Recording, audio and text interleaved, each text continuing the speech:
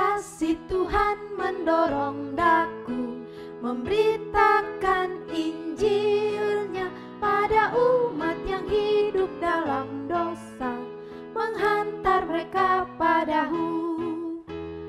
Hanyalah Kristus juru selamat yang hidup. Kasih Tuhan mendorong daku beritakan Injilnya selamanya. Sekali lagi.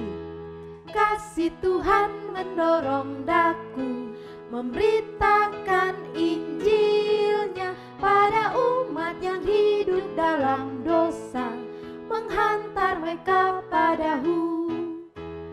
Hanyalah Kristus juru selamat yang hidup. Kasih Tuhan mendorong daku beritakan Injilnya selamanya.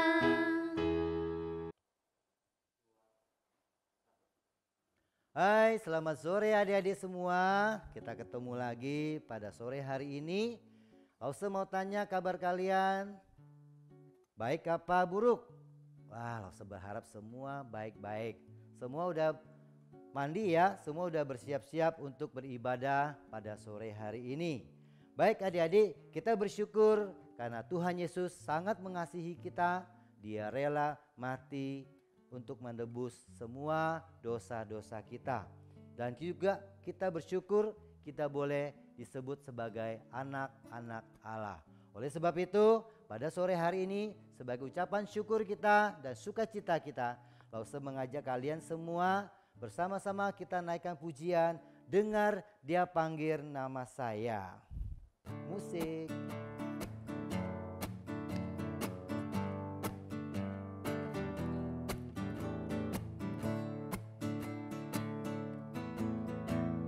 Dengar Dia panggil nama saya, dengar Dia panggil namamu. Dengar Dia panggil nama saya, juga Dia panggil namamu. Dengar Dia panggil, dengar Dia panggil nama saya, dengar Dia panggil namamu. Dengar Dia panggil nama saya, juga Dia panggil namamu. Oh giranglah, oh giranglah, oh giranglah. Tuhan Yesus amat cinta pada saya. Oh giranglah. Dengar Dia panggil nama saya, dengar Dia panggil namamu. Dengar Dia panggil nama saya, juga Dia panggil namamu. Sekali lagi. Dengar Dia panggil nama saya, dengar Dia panggil namamu. Dengar Dia panggil nama saya, juga Dia panggil namamu. Oh giranglah, oh giranglah, oh giranglah. Tuhan Yesus amat cinta pada saya. Oh giranglah. Ya adik-adik, kita harus selalu bergirang atau bersuka cita. Baik, Lause mengundang kalian semua, mari kita berdiri, kita berdoa. Tuhan Yesus, kami bersyukur pada sore hari ini Tuhan, Engkau senantiasa memimpin di sepanjang kehidupan kami. Kami mau memulai ibadah kami mohon Tuhan menyertai kami dari awal, pertengahan hingga selesai. Di dalam nama Tuhan Yesus kami berdoa. Amin. Oke, silakan duduk kembali semuanya. Nah, adik-adik, ya, seperti lagu tadi, ya, Tuhan Yesus sudah memanggil kita semua untuk menjadi ya anak-anaknya. Dan juga satu hal, Tuhan juga memanggil kita semua untuk menjadi apa? Saksi-saksinya. Saksi apa? Saksi memberitakan kabar baik, kabar keselamatan. Kita memberitakan Injil Tuhan. Nah adik-adik, Yesus memanggil kita semua untuk menjadi saksinya. Kira-kira berapa lama ya? Apakah 1 minggu, 2 minggu? Tidak, seterusnya sampai kedatangan Tuhan Yesus yang kedua kalinya. Baik, kita menyanyi bersaksi terus sampai Tuhan datang.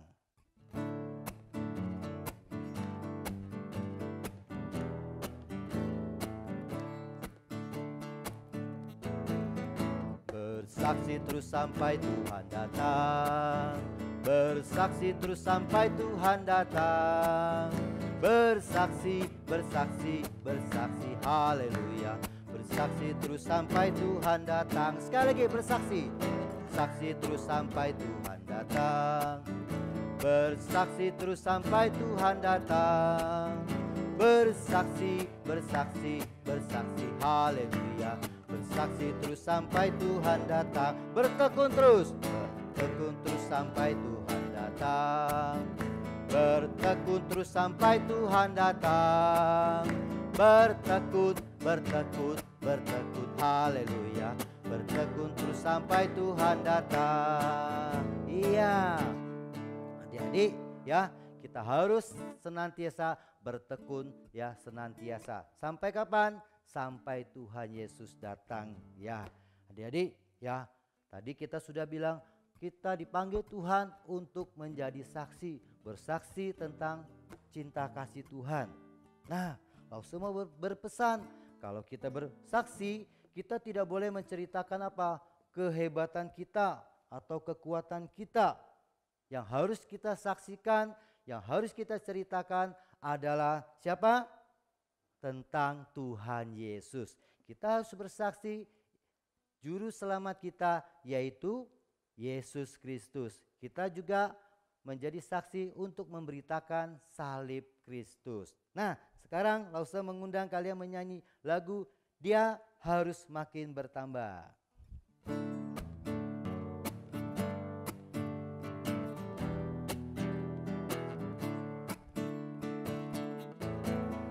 Dia harus makin bertambah, ku harus makin berkurang. Nama Yesus saja disembah, ku di tempat paling belakang. Bila Yesus ditinggikan dan salibnya diberitakan, pasti Dia menarik semua orang datang kepadanya sekarang. Sekali lagi kakak. Dia harus makin bertambah, ku harus makin berkurang. Nama Yesus saja disembah, ku di tempat paling belakang. Bila Yesus ditinggikan dan salibnya diberitakan, pasti Dia menarik semua orang datang kepadanya sekarang. Sekali lagi kak.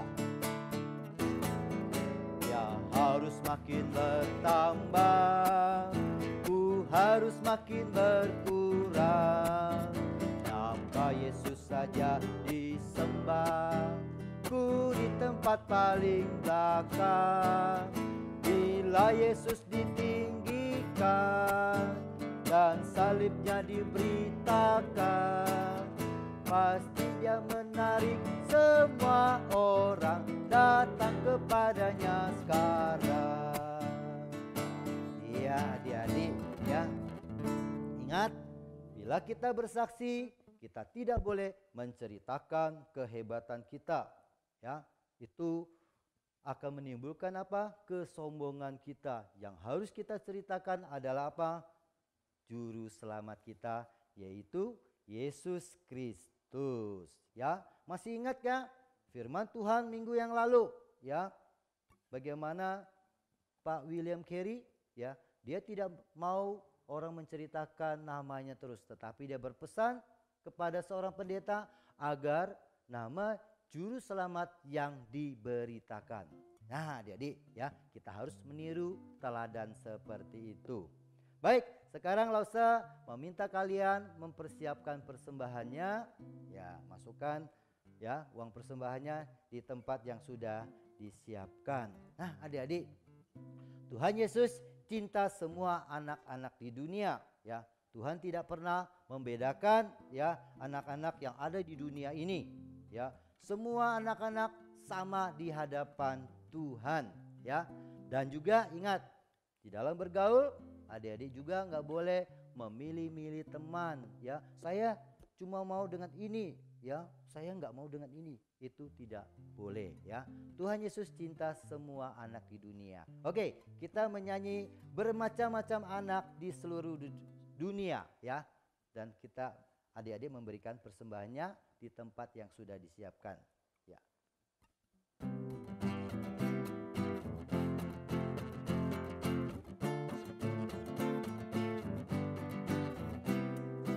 Bermacam-macam anak di seluruh dunia, ada yang sawo matang dan putih kulitnya, yang hitam atau kuning rambutnya pun beda, tapi dalam hatinya sama semuanya.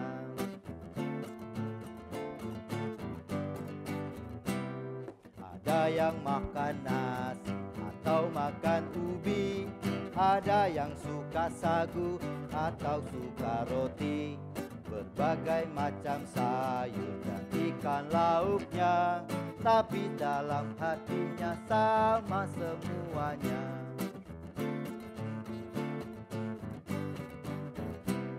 Ada yang menjawab yes dan lain menjawab ya, pergi dengan goodbye atau dengan dadah. Bahasanya berbeda dan lain ucapannya, tapi dalam hatinya sama semuanya.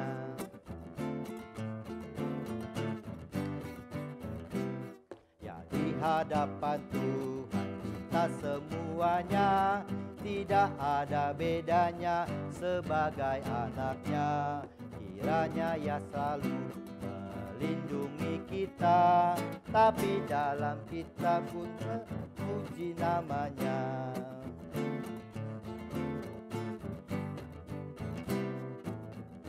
Ya, oke. Mari kita berdoa untuk doa persembahan. Tuhan, kami bersyukur kami boleh memberikan persembahan pada sore hari ini. Tuhan memakai persembahan kami untuk pekerjaan Tuhan. Terima kasih Tuhan. Di dalam nama Tuhan Yesus kami berdoa. Amin. Baik adik-adik, ya sebentar lagi kita mau mendengarkan firman Tuhan. Ya, kita sudah 2 minggu mendengar ya misionaris, dan hari ini kita akan mendengarkan ya misionaris yang berikutnya. Ya, kira-kira siapa ya misionarisnya? Siapa namanya? Berasal dari negara mana dan apa yang dia lakukan? Ya, baik, sebelum kita mendengarkan firman Tuhan, mari kita akan menyanyi satu pujian Mengasihi Tuhan dan Sesamaku. Ya, adik-adik, mungkin lagu ini masih baru, nggak apa-apa, kita belajar sama-sama ya. Oke, kakak, ya musik. Ya.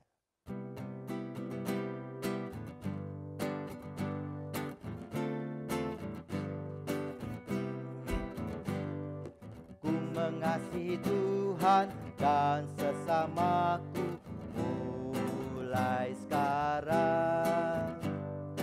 Ku mengasihi Tuhan dan sesamaku selama-lamanya. Yesus disalib mati bagiku, hapuskan segala dosaku, dan jadi anak Bapa surgawi. Ku mengasihinya selamanya. Ku mengasihi Tuhan dan sesamaku mulai sekarang. Ku mengasihi Tuhan dan sesamaku selama-lamanya.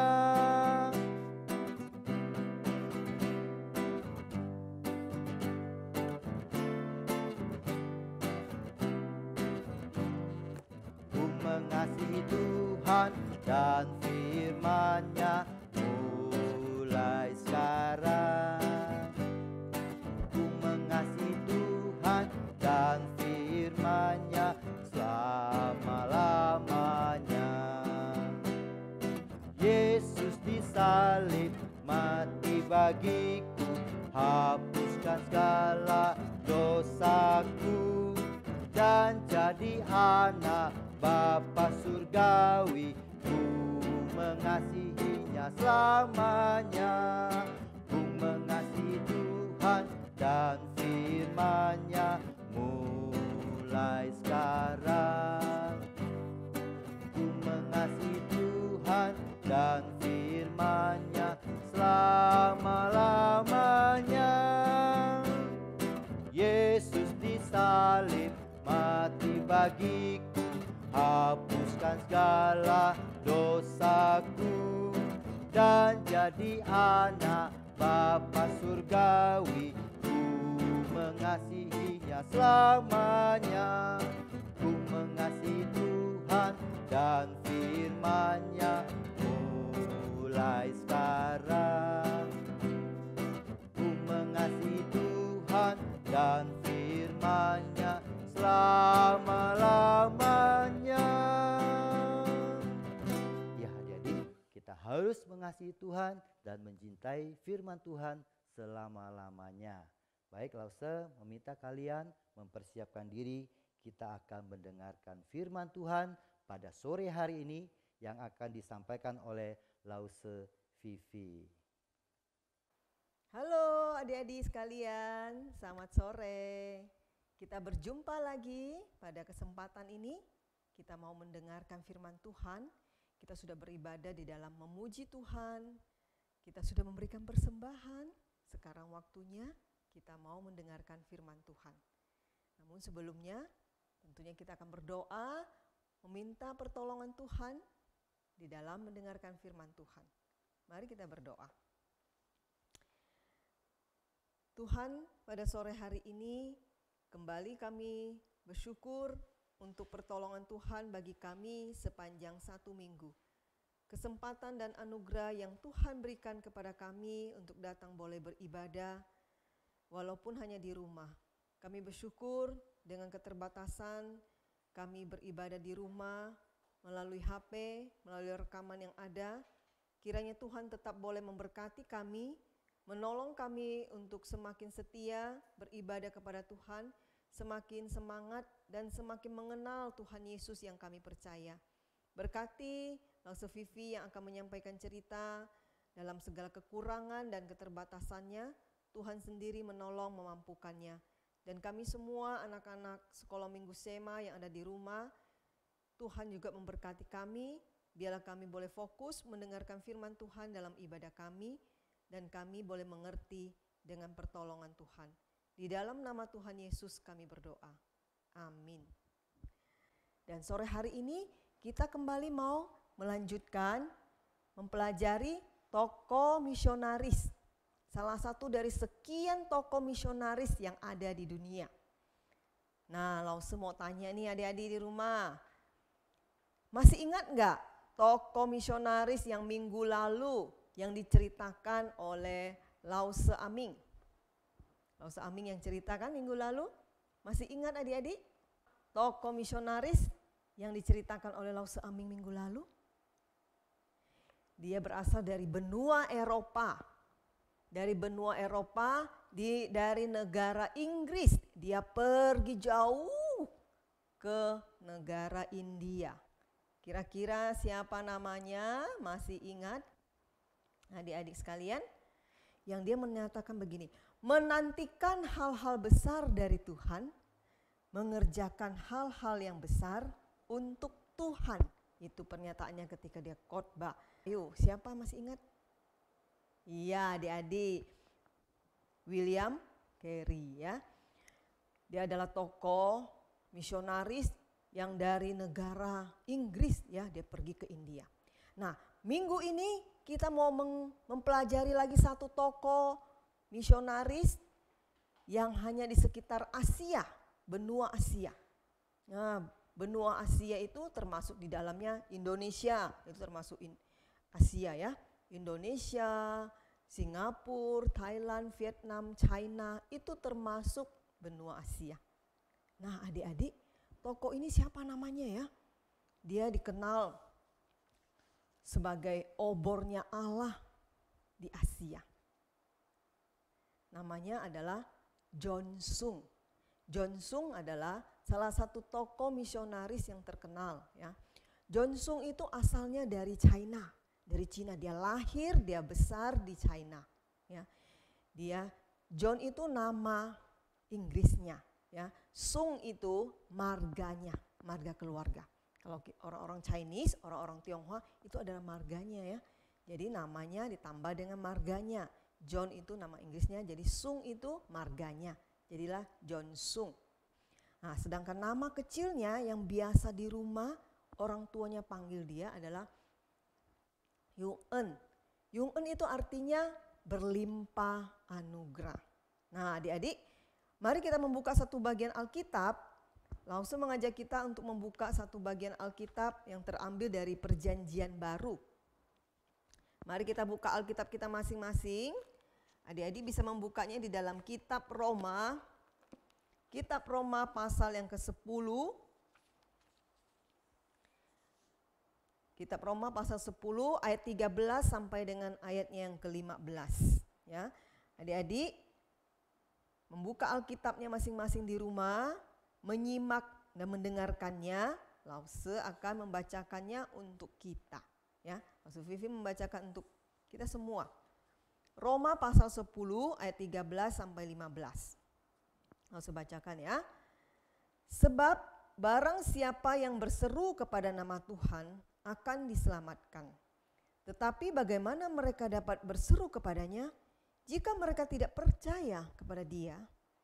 Bagaimana mereka dapat percaya kepada Dia jika mereka tidak mendengar tentang Dia? Bagaimana mereka mendengar tentang Dia jika tidak ada yang memberitakannya? Dan bagaimana mereka dapat memberitakannya jika mereka tidak diutus? Seperti ada tertulis, betapa indahnya kedatangan mereka yang membawa kabar baik.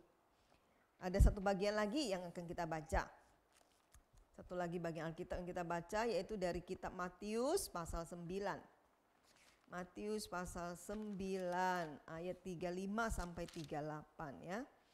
Matius pasal 9 ayat 35 sampai ayat ke-38. Langsung akan membacakannya lagi untuk kita semua. Demikian bunyi firman Tuhan. Demikianlah Yesus berkeliling ke semua kota dan saya ulangi. Demikianlah Yesus berkeliling ke semua kota dan desa. Ia mengajar dalam rumah-rumah ibadat dan memberitakan Injil kerajaan sorga serta melenyapkan segala penyakit dan kelemahan. Melihat orang banyak itu, tergeraklah hati Yesus oleh belas kasihan kepada mereka. Karena mereka lelah dan terlantar seperti domba yang tidak bergembala. Maka katanya kepada murid-muridnya, tuaian memang banyak, tetapi pekerja sedikit. Karena itu, mintalah kepada Tuhan yang empunya tuaian, supaya ia mengirimkan pekerja-pekerja untuk tuaiannya itu. Nah, sampai di situ pembacaan firman Tuhan pada sore hari ini. Nah, adik-adik, tadi melihat bahwa John Sung ya. John Sung itu orang China, orang yang ada di Cina. Dia lahir besar di sana ya. Dia mendapatkan gelar sebagai, dia seringkali dipanggil John Sung, obor Allah di Asia. John Sung dikatakan sebagai obornya Allah. Obornya Allah berarti kalau api itu kan membuat terang ya, membawa terang. Yang di dalam gelap bisa dilihat dengan jelas dengan adanya api yang menerangi. Nah, John Sung itu digambarkan seperti obornya Allah. Dia adalah orang yang membawa terangnya Allah di Asia. Di mana saja ya, dia pergi ke Asia. Di Asia itu, di benua Asia itu kan banyak negara. Kita akan lihat ya adik-adik. Johnson tadi langsung katakan dia lahir di China tanggal 27 September tahun 1901. Di tahun 1901 dia lahir. Ayahnya itu seorang pendeta. Pendeta di gereja Metodis. Dia adalah pendeta Metodis, papanya itu. Ketika Johnson usia 8 tahun, dia mendengar khotbah waktu dia menghadiri ibadah Jumat Agung. Nah, adik-adik, siapa di antara kita di rumah, adik-adik yang mengikuti sekolah minggu di rumah ini, yang umurnya 8 tahun? Yang umurnya ada yang 8 tahun? Pasti ada ya yang 8 tahun ya. Nah, Johnson pada waktu 8 tahun usianya, dia mengikuti ibadah Jumat Agung. Jumat Agung itu ibadah memperingati kematian Tuhan Yesus di atas kayu salib. Nah, di waktu dia ikut kebaktian itu, pengkhotbahnya, pendetanya mengkhotbahkan tentang pengkhianatan Yudas dan Petrus yang menyangkal Tuhan Yesus. Bagaimana penderitaan Tuhan Yesus sampai Yesus mati di atas kayu salib. Ketika Johnson mendengar khotbah itu, dia sangat sedih, dia menangis. Dia tahu bahwa dia sadar bahwa dia adalah orang berdosa yang membutuhkan pengampunan Tuhan Yesus. Sejak saat itu, Roh Kudus bekerja dalam hatinya Johnson, mengubah hidupnya sehingga Johnson menjadi seorang anak yang rajin berdoa. Adik-adik, setiap hari dia pasti berdoa. Sejak itu, setiap pagi sebelum matahari terbit, berarti masih gelap ya. Kalau matahari belum terbit, itu masih gelap subuh. Nah, Johnson sudah bangun. Dia ikut papanya pergi berdoa di atas bukit yang dekat dengan rumahnya. Nah, Johnson setia berdoa setiap pagi, dia mengikuti papanya. Dia tidak berdoa untuk dirinya sendiri saja. Dia berdoa untuk pekerjaan Tuhan. Dia berdoa untuk orang-orang yang belum pernah mendengar tentang kabar baik. Kabar baik itu adalah bahwa Yesus mengasihi manusia berdosa. Yesus datang ke dunia ini, dia mati di atas kayu salib, dia menebus dosa kita, dan dia bangkit pada hari ketiga, dan dia naik ke surga untuk menyediakan tempat bagi setiap kita. Dan bagi setiap orang yang percaya kepadanya, ketika dia mati dia tidak akan dihukum lagi.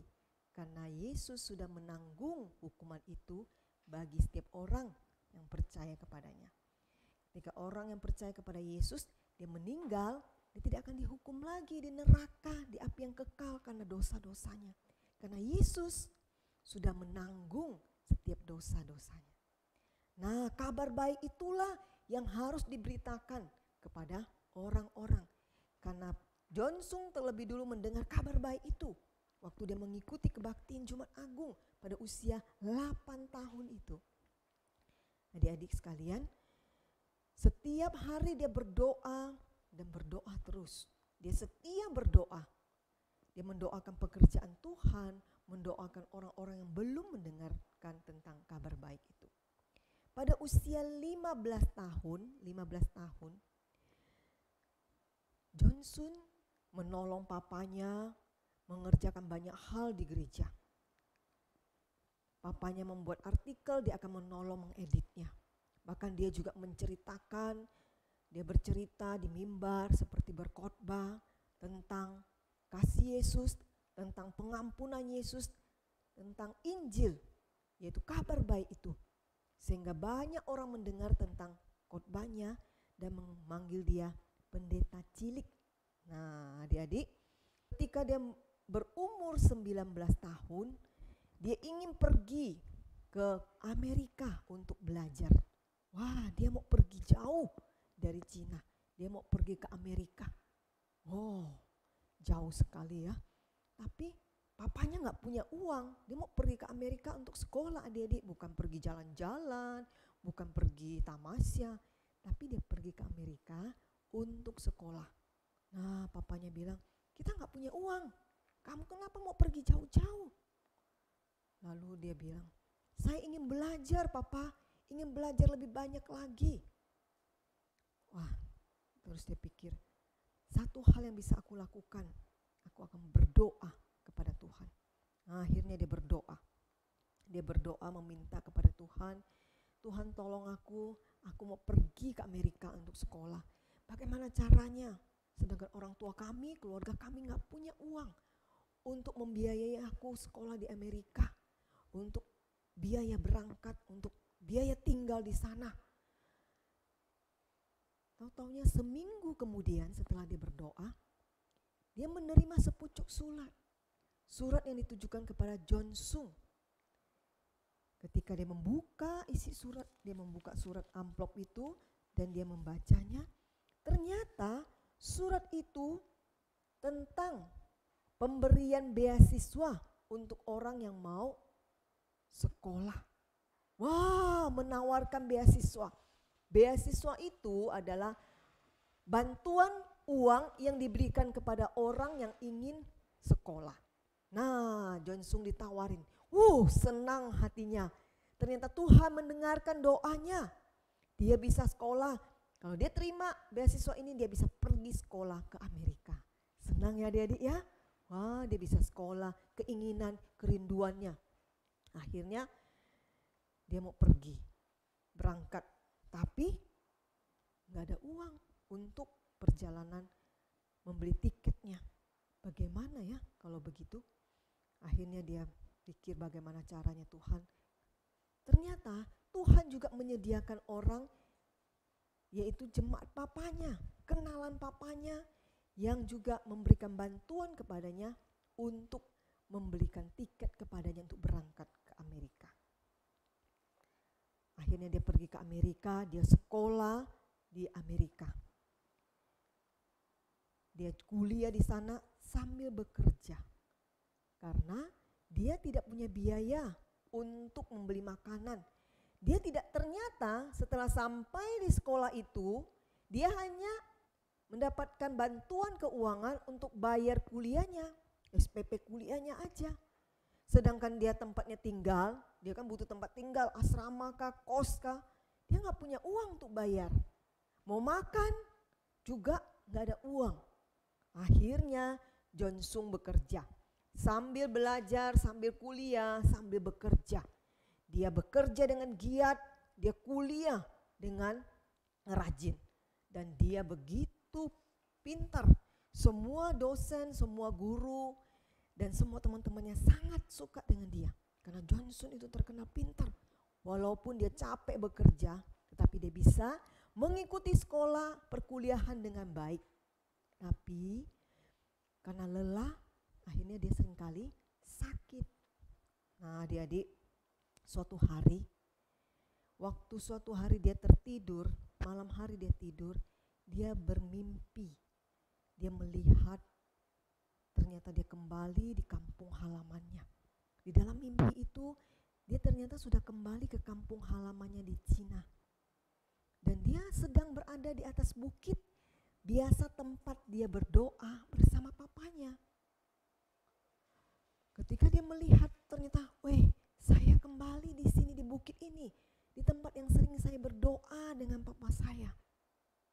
Tiba-tiba adik-adik, dia mendengar suara, tolong, tolong, tolong, ada orang, tolong. Dia berpikir, di mana suara itu ya? Saya dengar, tolong. Dia cari-cari di mana suara minta tolong. Lalu dia melihat ke bawah bukit yang ada sungainya itu. Dia melihat ada orang yang berteriak, minta tolong, tolong. Karena dia terbawa arus sungai. Dia hampir tenggelam. Karena arus sungai itu kencang sekali. Sehingga dia tidak kuat menahan diri. Hampir tenggelam, tinggal tangannya kelihatan, tolong. Sekali-sekali, tolong. Sekali-sekali kelihatan kepalanya, masuk lagi. Karena saking kuatnya arus sungai itu, dia terbawa semakin jauh. Dia hampir tenggelam, tinggal kelihatan tangannya. Sudah tidak kedengaran suaranya. Langsung Johnson berlari turun dari bukit itu, dia lari ke sungai itu, dia lari. Dia melihat, dia membutuhkan pertolongan. Dia berseru, "Oh Tuhan, tolong aku supaya aku bisa menyelamatkan orang itu." Tiba-tiba dia melihat air itu semakin tinggi, semakin naik. Dan semakin banyak orang yang jatuh ke sungai itu. Akhirnya dia berlari terus semakin mendekat ke orang-orang yang jatuh. Dan akhirnya dia sendiri terjatuh sungai itu. Dan dia berpikir, wah, aku juga terbawa arus sungai. Dan dia tidak bisa lagi menahan, seakan-akan dia juga akan tenggelam. Dia berpikir mungkin aku juga akan mati tenggelam. Langsung dia berteriak dalam hatinya kepada Tuhan, "Sambutlah jiwaku Tuhan." Dia berpikir dia mati dan dia meminta Tuhan menyambut jiwanya. Adik-adik, ketika saat itu juga, ketika dia berteriak dalam hatinya, Tuhan sambut jiwanya. Tiba-tiba dia mendapatkan pijakan, kakinya bisa berpijak. Yang tadinya seakan-akan tidak ada apa-apa, begitu dalamnya sungai itu, begitu kuatnya arus, dia hampir tidak bisa berbuat apa-apa. Tapi tiba-tiba dia mendapatkan pijakan dan dia melihat ada salib yang besar ada di tengah-tengah sungai itu. Dan dia bisa bersandar, berpegangan di salib itu. Sehingga dia tidak terbawa arus dan dia tidak tenggelam. Nah, adik-adik, ketika saat itulah dia melihat orang-orang yang mendekat kepada salib itu, yang mendekatkan diri bersandar kepada salib itu, maka orang-orang yang terbawa arus itu akhirnya tidak tenggelam. Karena ada salib menjadi pegangan, menjadi sandarannya, sehingga mereka bisa selamat. Mereka yang tidak mendekat kepada salib, mereka terbawa arus, mereka tenggelam dan tidak selamat. Akhirnya Johnson melihat seakan-akan dia ada di Taman Firdaus dan banyak orang datang kepadanya. Datang memuji Tuhan, datang berdoa. Akhirnya dia kaget terbangun. Ada apa? Ternyata aku mimpi. Akhirnya dia percaya bahwa itu adalah penglihatan yang Tuhan berikan kepadanya untuk pergi menyelamatkan orang-orang di luar yang belum pernah mendengarkan Injil, yang belum pernah mendengarkan kabar baik itu. Dia percaya bahwa Tuhan memberikan penglihatan kepadanya di dalam mimpinya. Ketika hari-harinya jarang baca Alkitab, jarang berdoa, Johnson menjadi seorang yang sombong. Dia merasa dia pintar, dia tidak sabaran, bahkan dia suka berbohong. Nah, adik-adik, pada suatu waktu ada seorang pendeta menawarkan kepada dia. Ketika dia mengatakan, anak muda, kamu ini lebih kelihatan seorang pendeta loh, lebih mirip pendeta muda dibanding mirip seorang ilmuwan, seorang sains. Ya. Lebih mirip kamu seorang pendeta muda dibanding mirip seorang sains. Dia bilang, wah, dia bilang, mau nggak kamu sekolah Alkitab? Nah, dia bertanya kepada Johnson ya. Adik-adik, Johnson itu pintar ya. Tadi langsung katakan dari kecil dia sudah pintar. Dia sekolah di Amerika, itu dia sekolah sarjana, habis itu sekolah master, habis itu dia lanjut doktor. Bukan dokter ya. Kalau dokter itu orang yang menyembuhkan orang sakit, pergi kunjungan dokter. Belakangnya itu ya. Kalau doktor itu adalah ilmuwan. Pada usianya 23 tahun dia sudah menjadi doktor. Dia sudah mendapatkan gelar doktor. Sehingga dia panggil Dr. Johnson. Bukan dokter yang kerja di rumah sakit, dokter yang memeriksa kalau adik-adik sakit ya. Dokter yang memeriksa kita kalau kita sakit, bukan, tapi doktor ya. Johnson ini ketika dia mendapatkan gelar semua, dia mendapatkan medali, penghargaan, medali emas, penghargaan karena kepintarannya. Dia sekolah begitu pintar, mendapatkan penghargaan, mendapatkan pujian. Itu membuat dia merasa, wah, dia hebat sekali ya. Dia malah sombong. Tapi tidak ada damai di hatinya, adik-adik. Tidak ada damai sama sekali. Dia tidak mendapatkan rasa damai di hatinya walaupun dia sudah mendapatkan gelar. Pada suatu malam, ketika dia menikmati suasana malam sambil dia rindu dengan kampung halamannya. Dia rindu negaranya China ya, di kampung halamannya. Dia berpikir, gimana ya keadaan orang tua saya di sana, saudara-saudara saya. Sekarang seperti apa ya kampung halaman saya? Dia rindu, dia kangen. Tiba-tiba dia mendengar suara Tuhan berkata kepadanya, apa gunanya seorang memperoleh seluruh dunia tetapi kehilangan nyawanya? Apa gunanya seorang memperoleh seluruh dunia tetapi ia kehilangan nyawanya? Dia mendengar suara itu pada malam itu. Langsung dia teringat akan mimpinya, penglihatan yang Tuhan berikan kepadanya ketika dia tidur. Orang-orang membutuhkan dia untuk diselamatkan. Memang dia pintar, dia mendapatkan segalanya. Kalau dia bekerja, dia melamar kerja di Amerika dengan ijazah-ijazah yang dia dapatkan, wah dia bisa mendapatkan pekerjaan yang lumayan, gajinya besar, mendapatkan pekerjaan yang bagus, ya, kedudukan yang tinggi, fasilitas yang banyak sekali. Dia bisa mendapatkan gaji yang besar. Namun kalau hatinya tidak damai, apa gunanya semua itu? Karena Tuhan sudah memperlihatkan kepadanya. Tuhan mempunyai rencana untuk dia pergi melakukan pekerjaan pengabaran Injil. Tapi dia sempat melupakannya. Ketika bapak yang menawarkan dia untuk sekolah teologi itu, dia bilang, kamu mau gak sekolah teologi? Setelah dia kembali teringat, bapak itu kan pernah menawarkan aku ya. Akhirnya dia bersedia. Dia bilang, iya aku mau. Akhirnya dia pergi sekolah Alkitab.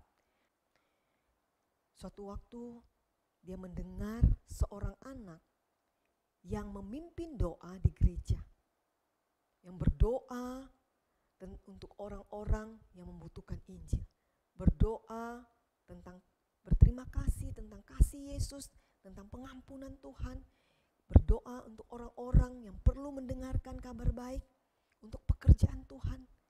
Ternyata doa anak itulah yang membuat kembali Johnson sadar bahwa Tuhan Yesus yang begitu baik, yang begitu penuh kasih, yang telah mati di atas kayu salib, yang telah berkorban untuk kita orang-orang berdosa, yang bangkit pada hari ketiga dan menyediakan ketika dia naik surga, dia menyediakan tempat bagi kita. Itu kembali mengingatkan dia dan kembali membawa dia sadar dan dia bertobat kembali.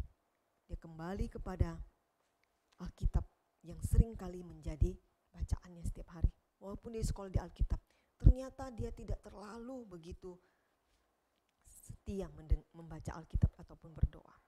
Adik-adik akhirnya dia begitu rajin kembali dia membaca Alkitab. Suatu waktu saking tekunnya dan banyak hal yang dia ceritakan tentang Allah, tentang firman Tuhan, bahkan dia capek belajar, akhirnya dia mengalami orang-orang berpikir bahwa dia sudah gila. Karena tiap hari yang diceritakan adalah tentang kasih Kristus, tentang Allah, tentang Kristus yang sudah mati. Semua orang berpikir orang ini sudah stres. Kirim dia ke rumah sakit jiwa. Akhirnya Johnson dibawa ke rumah sakit jiwa. Dan tidak boleh membawa apapun kalau dia ke rumah sakit jiwa. Hanya Alkitab yang boleh dia bawa. Lalu dia hanya bawa Alkitab, membawa dirinya dengan pakaian dan tubuh dia pergi diantar ke rumah sakit jiwa. Sampai di rumah sakit jiwa dia dikasih kamar sendiri, dia punya kamar sendiri ya. Wah, di sana itulah dia semakin tekun berdoa, semakin tekun dia membaca Alkitab. Dan dia mendengar Tuhan berkata kepadanya, Johnson, jikalau engkau bisa bertahan dalam masa-masa selama 193 hari ini, maka engkau akan siap untuk memikul salib. Kalau engkau bertahan dalam penderitaan selama 193 hari, maka engkau akan siap memikul salib. Nah, adik-adik, memikul salib itu bukan pikul salib begitu ya. Tapi memikul salib adalah menderita untuk Tuhan. Dimanapun Tuhan suruh dia pergi, walaupun itu sangat jauh. Walaupun sampai di sana mungkin banyak orang akan mengejar-ngejar, mungkin mengalami penderitaan, mengalami pergumulan, sampai di mana, di desa-desa, di pelosok, dia siap melakukannya. Itu namanya siap memikul salib. Nah adik-adik, selama 193 hari, Johnson sudah 40 kali dia menyelesaikan membaca Alkitab dari Kejadian sampai Wahyu, Perjanjian Lama sampai Perjanjian Baru. Dia selesai membaca selama 40 kali. Bukan 4 kali, tapi 40 kali dia menyelesaikannya di dalam setengah tahun. Nah, sejak itulah akhirnya dia semakin diteguhkan. Dan ternyata setelah 193 hari benar dia dibebaskan oleh orang-orang yang menekan dia. Dia dibebaskan dari rumah sakit jiwa. Sejak itu akhirnya dia menganggap diri bahwa dia ingin seperti Yohanes Pembaptis.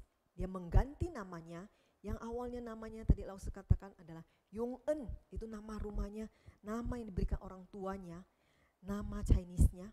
Dia mengganti namanya menjadi John Sung.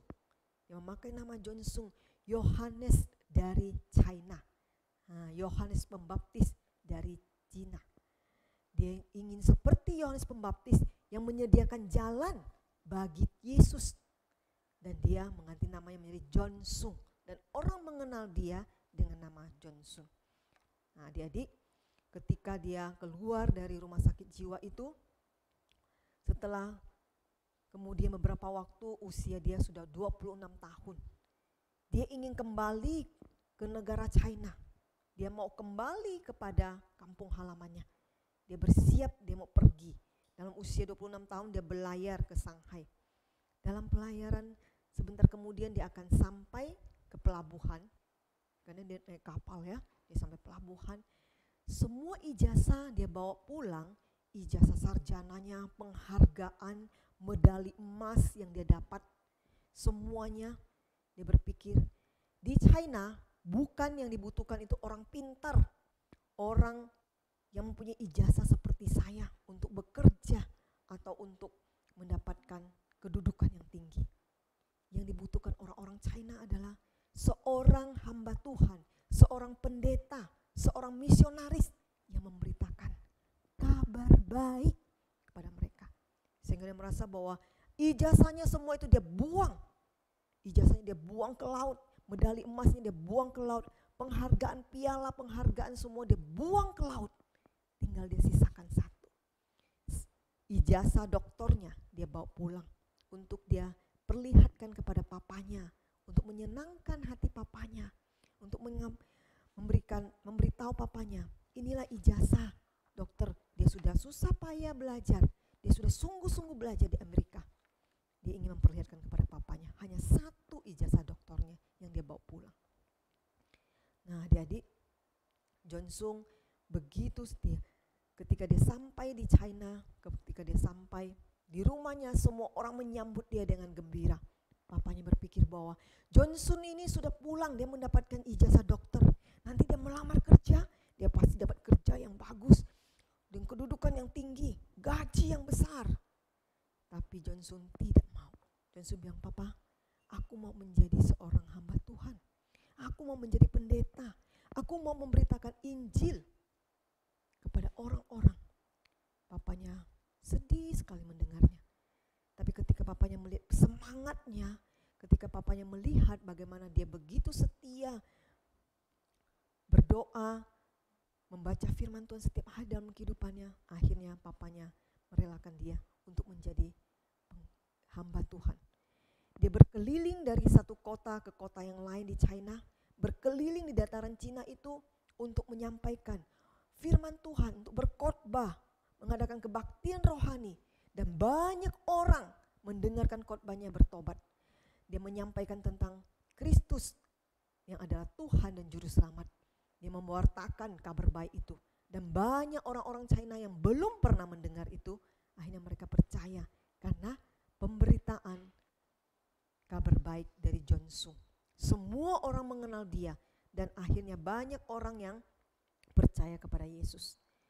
Adik-adik, ternyata dia merasa bahwa tidak cukup hanya di Cina orang-orang mendengar tentang Tuhan Yesus.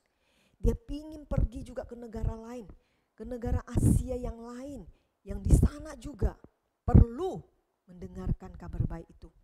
Dan pada usianya yang ke-34 tahun, Johnsung melayani. Dia pergi ke Filipina, dia pergi ke Singapura, dan pada usia ke-35 tahun, dia berangkat ke Taiwan, dia berangkat ke Sarawak, ke Thailand, ke Vietnam. Dan akhirnya pada usia ke-38 tahun, dia merasa bahwa tidak cukup hanya orang Singapura, orang Malaysia, orang Vietnam, orang Thailand yang mendengarkan kabar baik ini. Saya harus pergi ke satu negara besar yang ada di Asia ini. Di sana juga perlu mendengarkan kabar baik. Akhirnya dia pergi ke negara kita, yaitu Indonesia. Pertama kali pada usianya 38 tahun, dia menginjakkan kakinya di Indonesia, di kota Surabaya. Pada bulan Januari, ya, dia pergi ke kota Surabaya dan dia berkhotbah di gereja-gereja yang ada di Surabaya. Dia membawa banyak orang percaya. Dalam 1 minggu dia 21 kali dia mengadakan kebaktian. Dan banyak orang yang datang, banyak orang-orang Chinese mendengar ada pendeta dari China datang. Mereka datang mendengarkan khotbahnya dan mereka percaya kepada Tuhan. Bukan hanya sampai di Surabaya, dia juga pergi ke Jawa Barat. Jawa Barat itu di kota Cirebon, di kota Bandung, di kota Bogor. Dia ke kota Purwokerto, dia ke kota Solo, bahkan dia juga ke kota Maluku, ke Bali, ke Sulawesi, bahkan juga dia ke Jakarta. Dia berkeliling di Indonesia. Dia bukan hanya berkeliling di China, berkeliling di Singapura, tapi dia juga berkeliling di Indonesia. Adik-adik sekalian, kita melihat bagaimana kehidupan Johnsung. Akhirnya dia sungguh-sungguh melaksanakan rencana Tuhan, melaksanakan panggilan Tuhan. Tuhan mengutus dia bukan hanya di Cina, tapi dia juga pergi ke Indonesia, pergi ke negara-negara lain mengabarkan Injil. Dia berdoa setiap hari. Dia terkenal sebagai seorang misionaris pendoa syafaat. Dia dikenal sebagai orang yang sedikit berbicara, banyak berkhotbah, lebih banyak lagi berdoa. Johnsung terkenal sebagai seorang pendoa syafaat yang setia. Dia paling banyak waktunya untuk berdoa, bukan berdoa untuk dirinya sendiri, tapi berdoa untuk pekerjaan Tuhan. Berdoa supaya ada orang yang mengutus, ada orang yang diutus Tuhan untuk pergi memberitakan Injil. Berdoa untuk orang-orang yang belum mendengarkan Injil, supaya Tuhan kirim, supaya Tuhan menyatakan untuk dia pergi. Dia tidak pernah melupakan waktu doanya. Dia terkenal pendoa syafaat yang setia. Pendoa syafaat itu artinya mendoakan orang lain. Adik-adik, dia terkenal setia berdoa. Dia sedikit bicara. Dia tidak banyak membanggakan dirinya yang hebat, tidak pernah. Dia lebih banyak berbicara tentang Tuhan. Tuhan Yesus juru selamat, berkhotbah di mana-mana dan banyak waktunya berdoa. Adik-adik yang terkasih, kita melihat Tuhan mengutus Johnsung ketika dia mengingat akan penglihatannya. Dia teringat bahwa Tuhan menyuruh dia untuk pergi menyelamatkan banyak orang. Seperti ayat Alkitab yang kita baca, bagaimana mereka mendengar kalau tidak ada yang memberitakannya kepada mereka. Ayat hafalan kita pada sore hari ini terambil dari Matius pasal 9, ayat yang ke-37 sampai 38. 2 ayat, tapi pendek ayatnya ya. Kita baca bersama-sama ya. Ayat hafalan dari Matius pasal 9 ayat 37 sampai dengan ayat ke-38. Kita baca sama-sama. 2, 3. Maka katanya kepada murid-muridnya, tuaian memang banyak, tetapi pekerja sedikit. Karena itu, mintalah kepada Tuhan yang empunya tuaian, supaya ia mengirimkan pekerja-pekerja untuk tuaiannya itu. Sekali lagi ya, Matius pasal 9 ayat 37 sampai 38. Maka katanya kepada murid-muridnya, Tuaian memang banyak, tetapi pekerja sedikit. Karena itu, mintalah kepada Tuhan yang empunya tuaian, supaya ia mengirimkan pekerja-pekerja untuk tuaiannya itu. Adik-adik, John Sung, dia sudah melakukan panggilan Tuhan. Dia diutus pergi memberitakan Injil. Dia menjadi misionaris berkeliling di Asia. Maka dia dikenal sebagai John Sung, obor Allah di Asia, yang membawa terang, membawa kabar baik kepada orang-orang yang ada di Asia. Kenapa John Sung? Karena banyak nama John yang lain. John Wesley ya, juga misionaris. Ada nama John yang lain. John Sung itu mereka bawa satu-satunya yang digelar sebagai obor Allah di Asia. Dan John Sung sakit-sakitan karena dia mengalami sakit kanker dan juga TBC. Akhirnya pada usianya yang ke-43 tahun, John Sung akhirnya meninggal. Pada tanggal 18 Agustus tahun 1944, pas usianya 43 tahun, akhirnya dia meninggal karena dia sakit. Adik-adik, John Sung mengakhiri hidupnya dengan memakai waktunya untuk melayani Tuhan dengan semangat. Walaupun dia sakit, dia tetap setia berkhotbah, setia berdoa kepada Tuhan. Adik-adik di rumah, Lause juga yakin percaya bahwa kita juga mau belajar seperti para misionaris yang lain. Tetap semangat berdoa, setia mendoakan teman-teman kita, orang-orang di luar sana.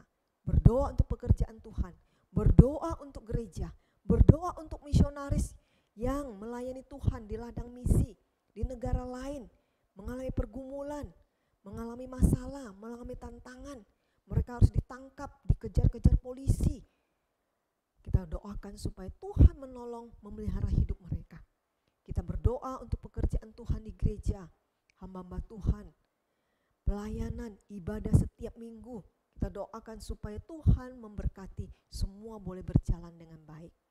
Adik-adik, walaupun adik-adik tidak bisa melakukan banyak hal, seperti John Sung berkhotbah atau memberitakan Injil keluar karena corona, kita nggak bisa pergi kemana-mana, tapi kita bisa berdoa dengan setia kepada Tuhan. Semua kepintaran kita adalah dari Tuhan. Jangan pernah kita menyombongkan diri. Seperti John Sung yang tidak pernah sombong dengan apa yang dia miliki. Tidak sombong dia ketika dia sadar, dia bertobat, dia tahu bahwa semua yang dia miliki sia-sia kalau dia tidak percaya, tidak hidup di dalam Tuhan. Mari kita berdoa. Sekali lagi kami berdoa, mengucap syukur untuk firman Tuhan yang sudah kami dengar. Kami berharap kiranya Tuhan terus mengingatkan kami untuk menjadi anak-anak Tuhan yang taat. Kami yang sudah mendengar firman Tuhan setiap minggu, kami yang sudah mendapatkan kesempatan bisa membaca Alkitab setiap saat. Kiranya firman Tuhan yang kami dengar menjadi kekuatan bagi kami untuk taat akan firman Tuhan. Tuhan yang menolong kami, memberikan kekuatan, memberikan kemampuan kepada kami untuk mentaati apa yang Tuhan ingin kami lakukan dalam hidup kami. Biarlah kami tidak menyia-nyiakan hidup kami dengan hal-hal yang tidak menyenangkan hati Tuhan. Biarlah kami boleh memakai hidup kami untuk dipakai Tuhan menjadi berkat. Mendoakan pekerjaan Tuhan, mengabarkan kabar baik kepada saudara-saudara, kepada orang-orang yang belum mendengar, memuji Tuhan, dan senantiasa taat kepada firman Tuhan. Tolonglah kami Tuhan, kami bersyukur, kami berdoa karena kami sudah mendengar firman Tuhan, kami sudah belajar dari beberapa tokoh misionaris yang Tuhan pakai. Kiranya hidup kami juga dipakai oleh Tuhan. Walaupun kami masih kecil, tapi Tuhan bisa memakai hidup kami untuk menjadi berkat. Lewat perkataan kami, lewat pujian yang kami naikkan untuk Tuhan, lewat doa-doa kami, biarlah kami boleh menjadi berkat. Demi nama Tuhan Yesus kami berdoa dan mengucap syukur. Amin. Nah adik-adik, kalian tadi sudah mendengarkan firman Tuhan, kisah seorang misionaris yang bernama siapa? John Sung. Ya, berasal dari mana John Sung? Ya, betul, dari Cina. Baik adik-adik, saya berharap apa yang sudah kalian dengar, kalian bisa belajar teladan misionaris Pak John Sung tadi. Mari kita menyanyi pujian Mengasihi Tuhan dan Sesamaku. Lagu yang baru kita belajar tadi. Oke kakak.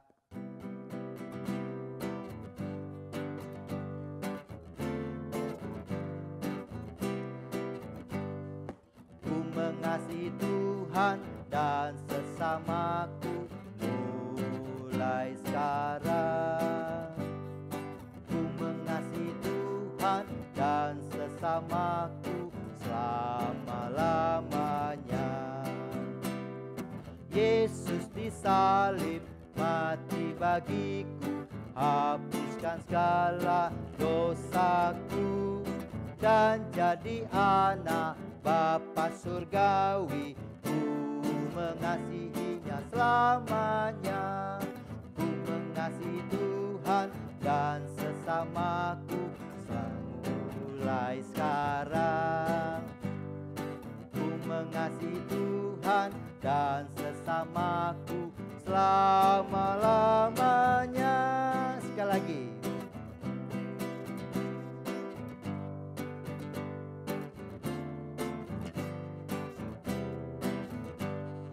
Ku mengasihi Tuhan dan firman-Nya mulai sekarang.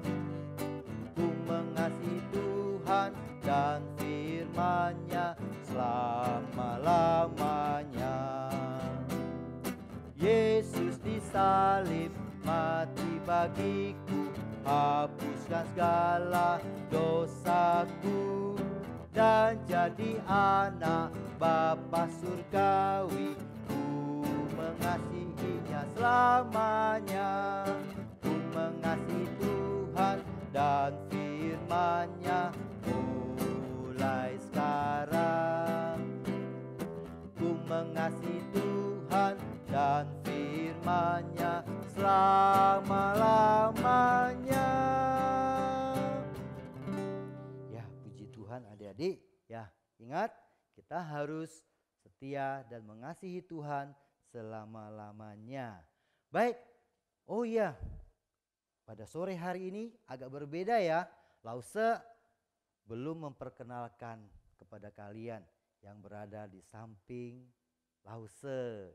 Ya, namanya Pak Excel, Kakak Excel. Ya, oke ya. Oke, kasih dada buat adik-adik. Iya, namanya Kakak Excel. Nah, adik-adik, oke ya. Kalau nanti di jalanan kalian ketemu bisa menyapa, "Hai Kak Excel," gitu ya. Oke. Nah, adik-adik, dan juga pada sore hari ini Lause juga punya kuis buat kalian semua, ya. Oke. Nah, kita beberapa minggu ini selalu mendengar misionaris yang berasal dari berbagai negara. Nah, tugas kalian adalah kalian menebak ya bendera negara berikut ini. Ya, tentunya nanti Lause akan memilih ya yang benar dan bisa menjawab dengan cepat ya, akan mendapatkan hadiah. Ya. Oke. Ya. Berikut. Ya, siap-siap ya. Ini boleh dibantu mama papa atau kakak, semua boleh bantu ya, semua boleh bantu ya. Oke ya. Dan jawabannya harus cepat dikirim. Ya, karena Lause akan batasi ya. Jawaban kuis dikirim sebelum jam 18.00 atau 6 sore. Kalau kalian kirim lewat, Lause tidak hitung ya. Jadi harus cepat, batasnya jam 6 sore atau 18.00. Baik, kita mulai. Oke ya. Berikut ini, tereng. Ya, bendera negara mana? Oke. Ya. Oke. Nah, adik-adik, kalian mengirim jawabannya, ketik nama kalian, spasi, kelas, spasi, nama bendera negara tersebut. Nggak usah ulangi sekali lagi ya. ketik namanya, spasi, kelas, misalnya kelas 3, spasi, nama negara ya tersebut. Paham ya? Kalian juga bisa lihat di bawah ini. Nah, caranya ya, ketik ya, nama, spasi, kelas, spasi, nama negara tersebut. Nah, oke. Jawaban dikirim ke nomor. Catat baik-baik ya. Ya, Mama, Papa semua perhatikan nomornya. 0821 4957 6325. Lalu saya ulangi lagi. Jawaban kalian dikirim ke nomor ini. 0821 4957 6325. Oke, cepat ya. Sebelum jam 6 ya sudah harus mengirim jawaban ini. Oke, adik-adik ya, nanti minggu depan ya kita akan ada kuis lagi ya. Ya.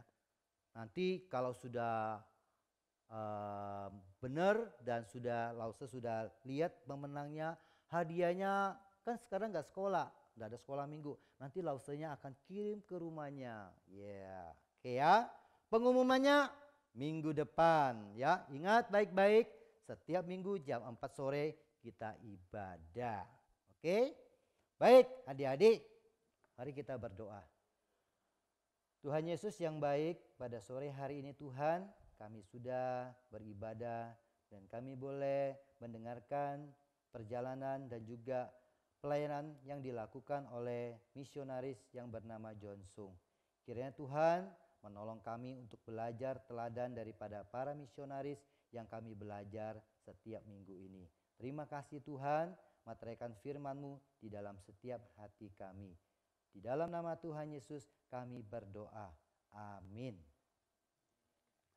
Ya, kita akan akhiri ya ibadah kita pada sore hari ini. Oh ya, lupa ya, pengumuman juga ya buat kalian semua ya. Setiap minggu jam 4 sore tadi ya, jam 16.00. Oke? Nah, jangan lupa siapkan diri baik-baik, siapkan Alkitabnya ya. Dan juga tentunya kalian mandi dulu. Lause, minggu kan saya pengen main. Setelah ibadah baru main. Waktu main banyak. Oke adik-adik ya, kita ketemu pada minggu depan. Jangan lupa tetap setia beribadah kepada Tuhan. Selamat sore, Tuhan Yesus memberkati.